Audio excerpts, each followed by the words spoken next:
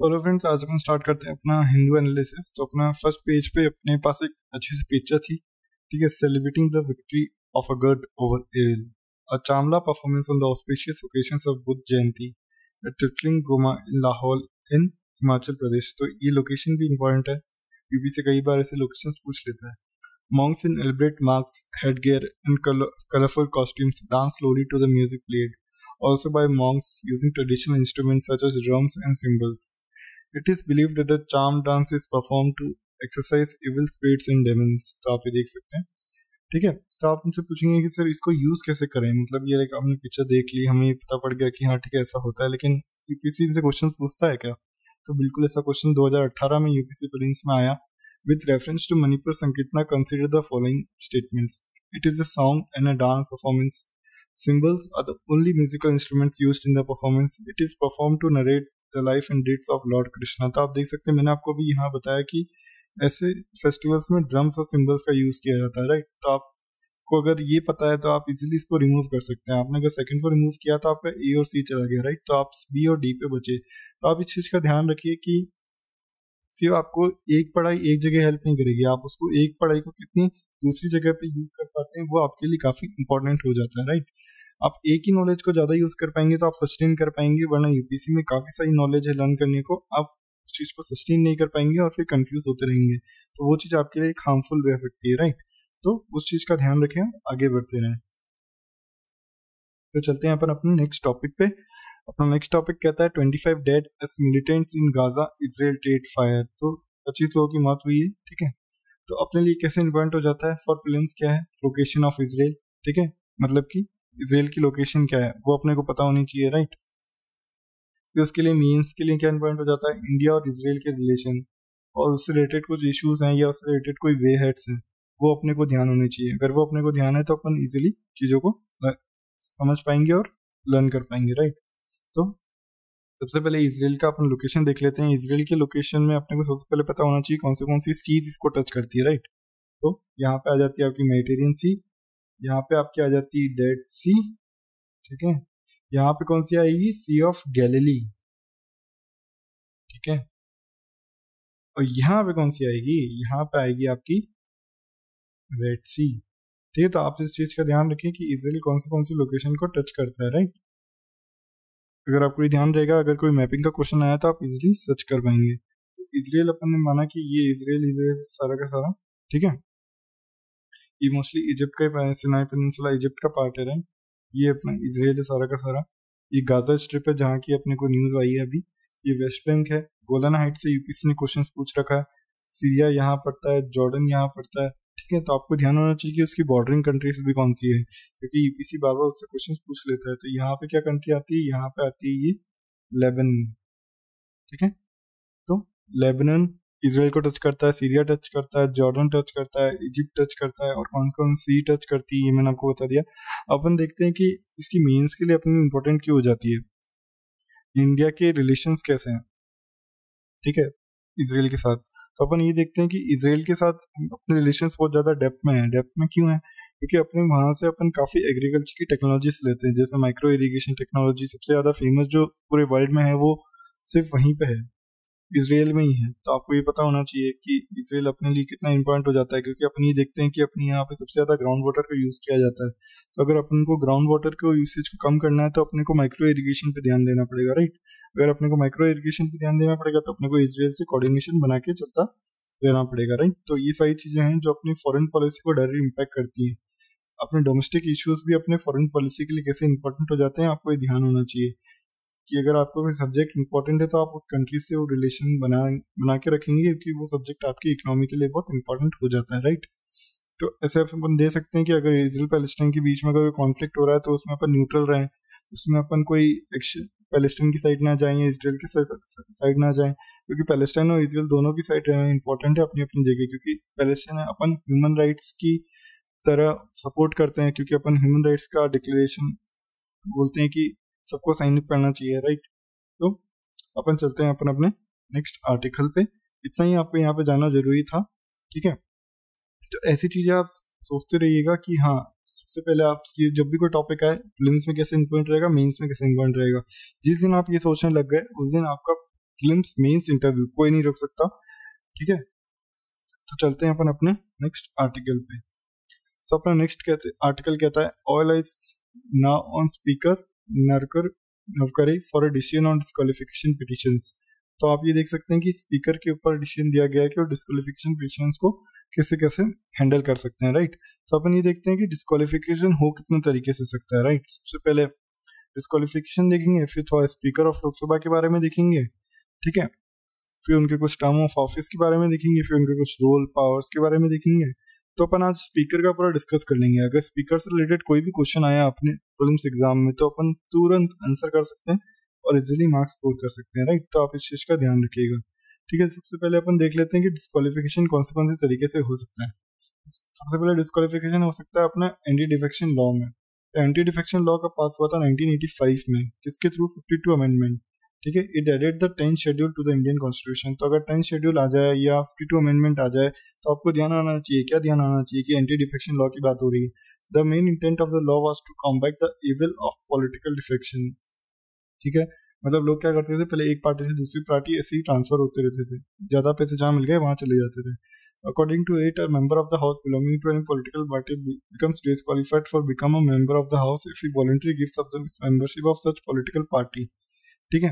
अगर वो वॉलेंट्री उस पार्टी की मेंबरशिप छोड़ देते हैं जिससे वो सिलेक्ट होकर आए थे तो वो क्या हो जाएंगे, डिस्क्वालीफाई हो जाएंगे। तो आप इस चीज का ध्यान रखेंगे, ठीक है।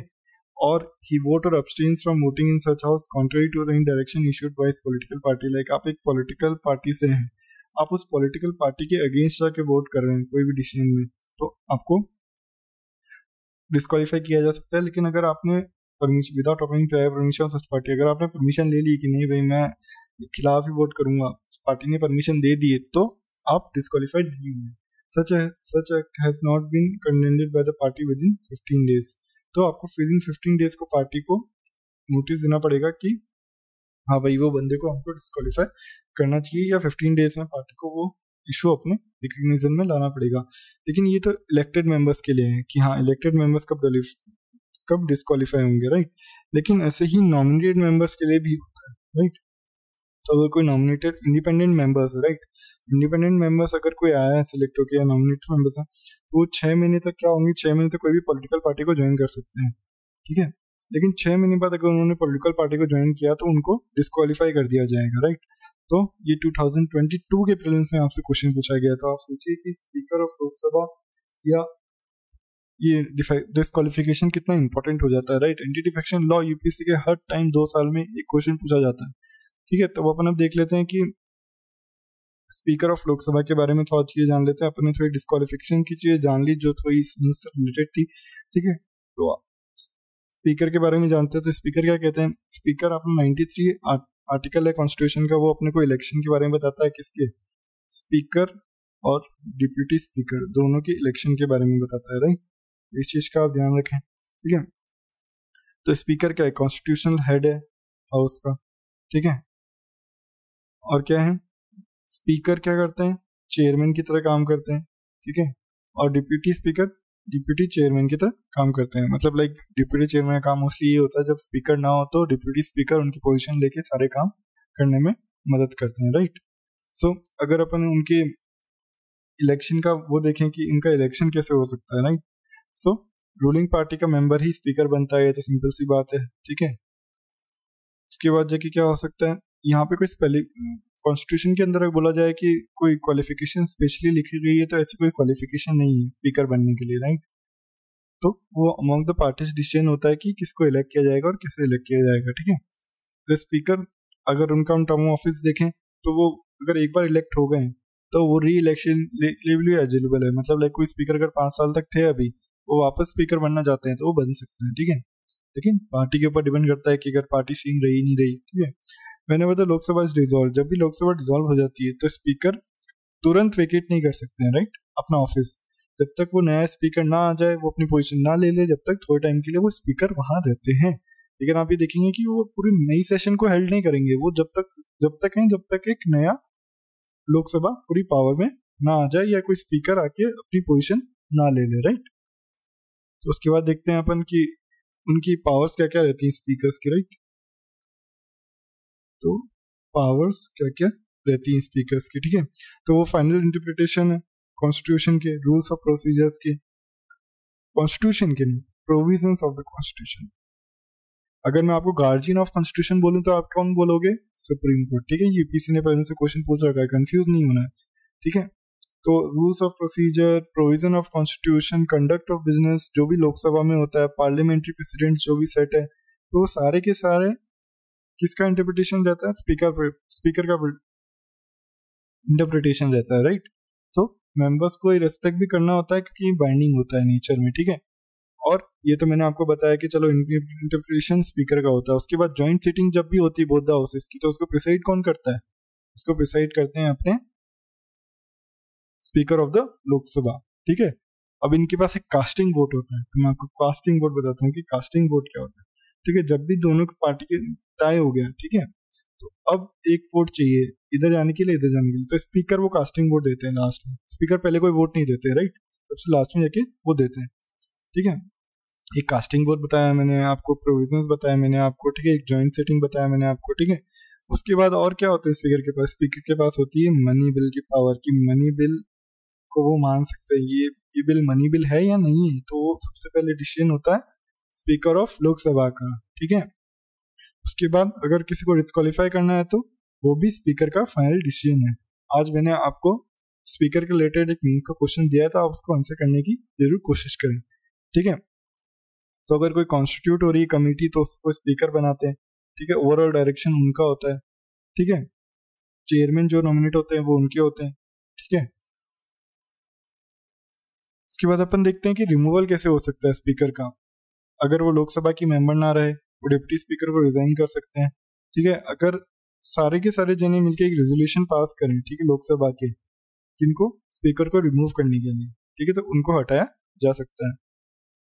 लेकिन अगर रेजोल्यूशन पास हुआ है तो 14 डेज का एडवांस नोटिस देना पड़ेगा, ठीक है। 14 डेज के नोटिस में अगर वो स्पीकर वहां है, ठीक है, मतलब लाइक वो वहां बैठ सकते हैं लोकसभा में, लेकिन वो प्रिसाइड नहीं करेंगे फिर, ठीक है, अगर रेजोल्यूशन लोकसभा में चल रहा है तो, ठीक है। तो ये तो था कुछ लोकसभा के स्पीकर के बारे में। तो डिप्टी स्पीकर के बारे में आप थोड़ा सा लक्ष्मीकांत से पढ़ लीजिएगा तो आपको इजीली हेल्प हो जाएगी, राइट। तो एक चीज मैं आपको और बता दूं कि जब भी मैंने आपको बताया था कि स्पीकर जैसे ही इलेक्शन, मतलब अगर टर्म खत्म हो गया है तो जब तक दूसरी लोकसभा नहीं आ जाती, जब तक वो सिलेक्ट नहीं करती, जब तक एक स्पीकर प्रोटम करके होता है जो सीटिंग पे रहते हैं, राइट। तो आप इस चीज का ध्यान रखिएगा, ठीक है। मोस्टली वो सीनियर मोस्ट पर्सन होते हैं जो कि इलेक्ट किए जाते हैं नई लोकसभा के, जब तक कोई लोकसभा का स्पीकर नहीं फाइनली बना लिया जाए, ठीक है। तो जैसे स्पीकर प्रोटम आएगा तो वैसे ही जो पुराने लोकसभा के स्पीकर थे वो हट जाएंगे, फिर स्पीकर प्रोटम नए स्पीकर को चूज करेगा जो कि लोकसभा का फाइनल स्पीकर होगा, स्पीकर ऑफ लोकसभा बनेंगे, राइट। तो चलते हैं पर अपने नेक्स्ट आर्टिकल पे। अपना नेक्स्ट आर्टिकल कहता है governors can't play a role in intra party dispute says courts. तो गवर्नर रोल प्ले नहीं कर सकते ऐसा पार्टी डिस्प्यूट्स को सॉल्व करने के लिए, ठीक है। आज अपन ने थोड़ा स्पीकर्स के बारे में देख लिया है, अब थोड़ा गवर्नर के बारे में देख लेते हैं। आज अपने मोस्टली पॉलिटी रिलेटेड आर्टिकल्स थे, राइट। मोस्टली कभी कभी होता है कि आज कुछ भी न्यूज नहीं थे, दूसरी न्यूज बहुत कम थी, ठीक है। तो सबसे पहले अपन जो कॉन्स्टिट्यूशनल प्रोविजंस देख लेंगे गवर्नर के, उसके बाद अपन उनकी कुछ पावर्स देख लेंगे, राइट। फिर वो कैसे अपॉइंट किए जाते हैं, कैसे उनका डिस्क्वालिफिकेशन हो सकता है, उनके क्या क्या रोल होते हैं, right. So article 153 says that there shall be a governor for each state. One person can be appointed as governor for 2 or more states. तो आर्टिकल 153 इसकी बात कर रहा है, तो आपको ये ध्यान होना चाहिए एग्जाम में, आप डायरेक्टली इसको आंसर में यूज कर सकते हैं। The governor acts in dual capacity as the constitutional head of the state and as the representative, ठीक है, ऑफ द सेंटर। इसका सेंटर के रिप्रेजेंटेटिव भी होते हैं और एक ड्यूल कैपेसिटी की कॉन्स्टिट्यूशनल हेड भी होते हैं स्टेट के। तो क्या क्या है, दो चीजें कौन सी हैं? अगर बोल दिया जाए कि ड्यूल कैपेसिटी में एक्ट करते हैं गवर्नर, तो बिल्कुल सही है। तो कॉन्स्टिट्यूशनल हेड होते हैं स्टेट के और रिप्रेजेंटेटिव ऑफ द सेंटर, ये आपको ध्यान होना चाहिए, right. He is a part of the federal system of Indian polity and acts as a bridge between union and the state government, ठीक है। तो यूनियन और स्टेट गवर्नमेंट के बीच में एज अ ब्रिज की तरह काम करते हैं। अपन देखते हैं ना ब्रिज क्या करता है, दो जगहों को जोड़ता है, तो गवर्नर भी दो जनों को जोड़ने का काम करते हैं, ठीक है। Article 157 and Article 158 of the Constitution of India specify eligibility requirement for the post of governor. Article 157 और Article 158 क्या करते हैं? ये अपने को एलिजिबिलिटी बताते हैं कि गवर्नर की एलिजिबिलिटी क्या है बनने की, ठीक है। So they are as follows. A governor must be a citizen of India, तो गवर्नर कौन होने चाहिए, एक सिटीजन होने चाहिए इंडिया के। Be at least 35 years of age, not be a member of either house of the parliament or house of the state legislature, not hold any office of profit। तो आप ये देख सकते हैं सिटीजन होने चाहिए इंडिया के, 35 years of एज होनी चाहिए। पंचायत के लिए कौन सी होती है, पंचायत के लिए होती है 25, ठीक है। तो आप इस चीज का ध्यान रखिए। Not be A member of the other house of parliament of the state legislature, तो आप ये देखिए कि अगर उनको गवर्नर बनना है तो वो कोई भी हाउस के पार्लियामेंट की पार्ट नहीं हो सकते, ठीक है। ऑफिस ऑफ प्रॉफिट नहीं होना चाहिए, जहां से जैसे कोई एक्स्ट्रा सैलरी नहीं आनी चाहिए उनको कहीं से, right. The term of the office governor is normally 5 years, but it can be terminated earlier bye. तो मैंने आपको बताया कि उनको कैसे क्या क्या क्वालिफिकेशन होनी चाहिए, उनको रिमूव कैसे किया जा सकता है, उनके कौन से आर्टिकल होते हैं, उनका पर्पस क्या हो रहा है, ठीक है। तो dismissal by the president on the advice of the council of minister headed by the prime minister of the country, तो उनको कौन रिमूव करेंगे, प्रेसिडेंट रिमूव करेंगे, राइट। किसकी एडवाइस पे, काउंसिल ऑफ मिनिस्टर की, जिसको हेड कर रहे होंगे प्राइम मिनिस्टर ऑफ कंट्री के, ठीक है।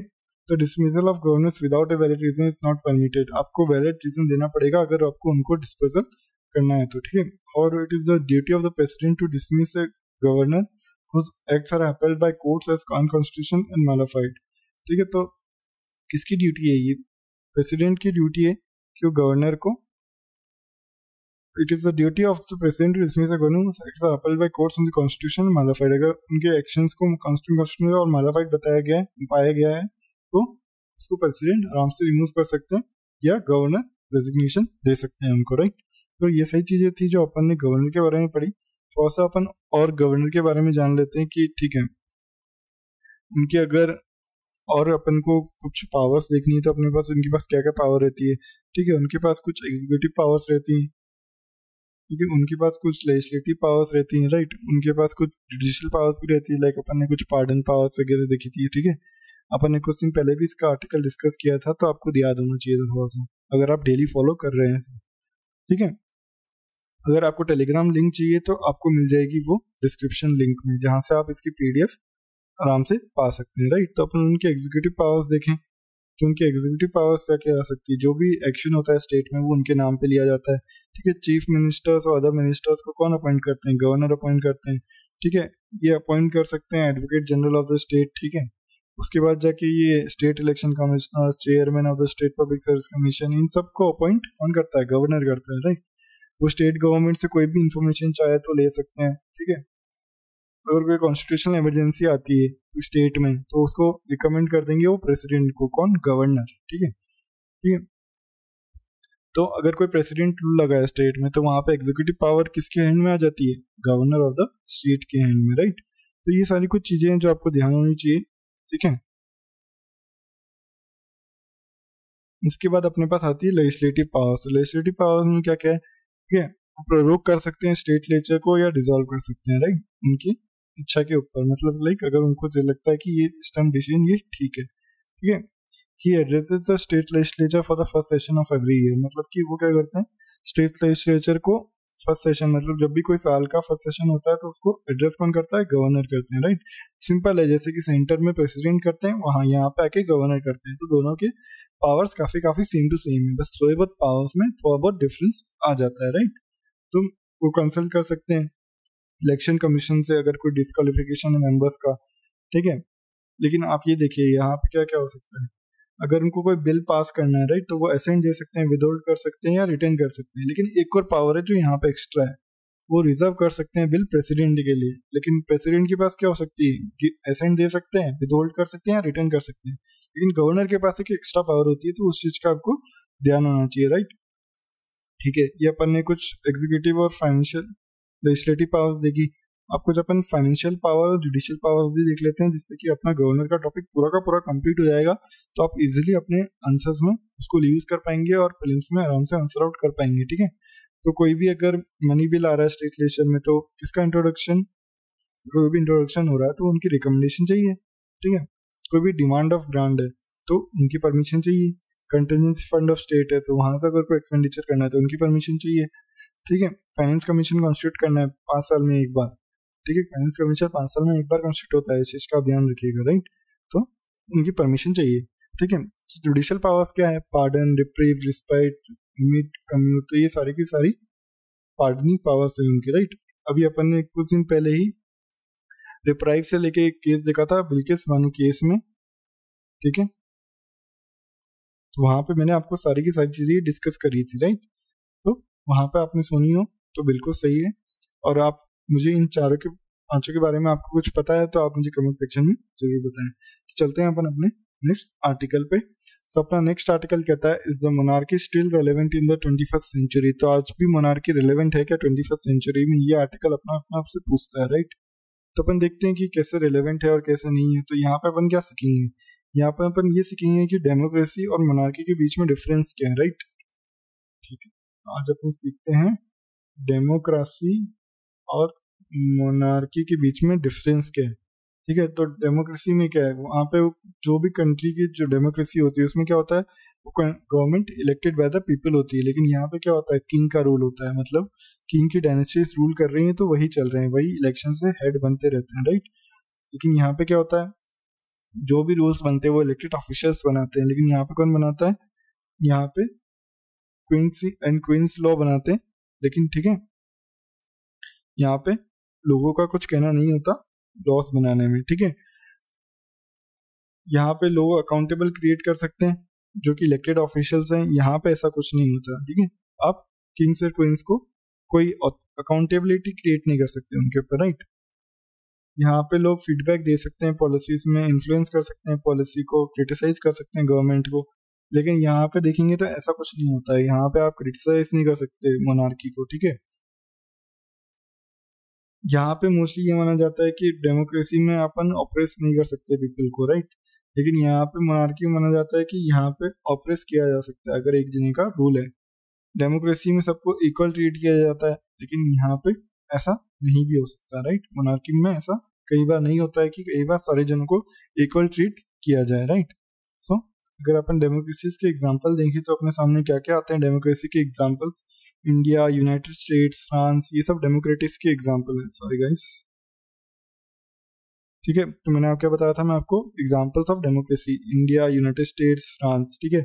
अगर अपन मोनार्की का देखें तो middle eastern countries like UAE, Saudi Arabia, तो ये सब किसके एग्जाम्पल है, ये सब एग्जाम्पल है मोनार्की के, ठीक है। तो अपन चलते हैं अपने नेक्स्ट आर्टिकल पे। अपना नेक्स्ट आर्टिकल कहता है problem with multi line statement, right, ठीक है गाइस।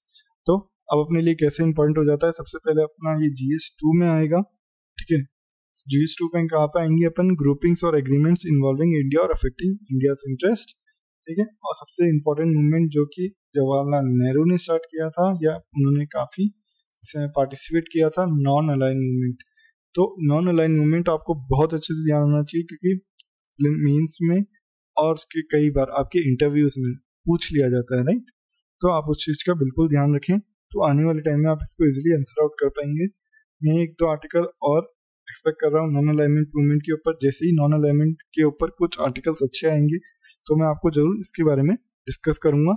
लेकिन अगर आपको टाइम मिले तो आप नॉन अलाइनमेंट मूवमेंट के बारे में थोड़ा सा गूगल रिसर्च करके पढ़ सकते हैं जब तक, ठीक है। तो अपन अब चलते हैं अपने मेंस के क्वेश्चंस पे। तो अपना मेंस का क्वेश्चंस कहता है, once a speaker always a speaker, do you think this practice should be adopted to input objectivity to the office of the speaker of the Lok Sabha? What could be the implication for the robust functioning of parliamentary business in India? तो एक जो speaker है वो हमेशा speaker रहता है। Do you think this speaker should be adopted to impart objectivity to ensure the office? आप ये देख सकते हैं कि स्पीकर के ऑफिस को कितनी इंपॉर्टेंस दी जा रही है कि वो मीन्स में डायरेक्ट आपसे क्वेश्चन पूछा जा रहा है। जब भी आप लोकसभा का टॉपिक पढ़ रहे हैं तो आप उसको आराम से पढ़े और उसको आराम से उसके आंसर लिखने की कोशिश करें। आप चीज का ध्यान दें कि अगर आप उसको सिर्फ पढ़ रहे हैं और आपके वो उसके आंसर नहीं लिख रहे हैं तो आपके लिए वो एक हार्मफुल हो सकता है, क्योंकि आप उसको पढ़ते जाएंगे, आप भूलते जाएंगे, आप पढ़ते जाएंगे, आप भूलते जाएंगे।